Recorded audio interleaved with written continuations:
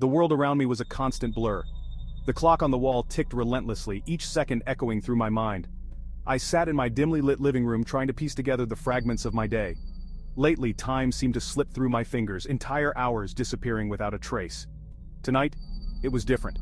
My reflection in the window was distorted by the rain, yet something felt wrong, eerily wrong. The more I stared, the more I felt a growing dissonance, like someone was watching me from the other side.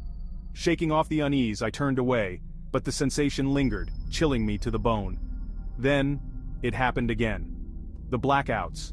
Moments where I lost all sense of time and place, only to wake up in unfamiliar settings. This time I found myself in the kitchen, a knife in my hand. My heart raced. The blade was slick with something dark. I dropped it in horror, my mind reeling. "What have I done?" I whispered to myself, trembling.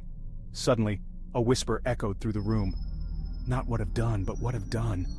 I spun around, searching for the source. The room was empty. Panic set in as I realized I was not alone, yet no one else was there. My reflection in the knife gleamed with a sinister smile that wasn't my own. I fled to my bedroom, desperate to escape. Locking the door, I slumped against it, trying to steady my breathing. In the darkness, I felt the presence again, stronger this time. It was as if someone was standing right beside me. I dared not turn my head, terrified of what I might see. The voice came again, louder, more menacing. "You can't hide from me!" My mind spiraled. I knew I had dissociative identity disorder, but this was beyond anything I had ever experienced. It felt real, too real. I stood up, forcing myself to face the mirror. There I was, but not alone. Behind my reflection stood another version of myself, grinning wickedly. I reached out and the other me did the same, our fingers almost touching through the glass.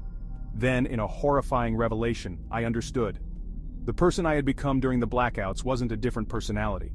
It was something far darker, a malevolent entity that had taken root in my mind, using my body as a puppet.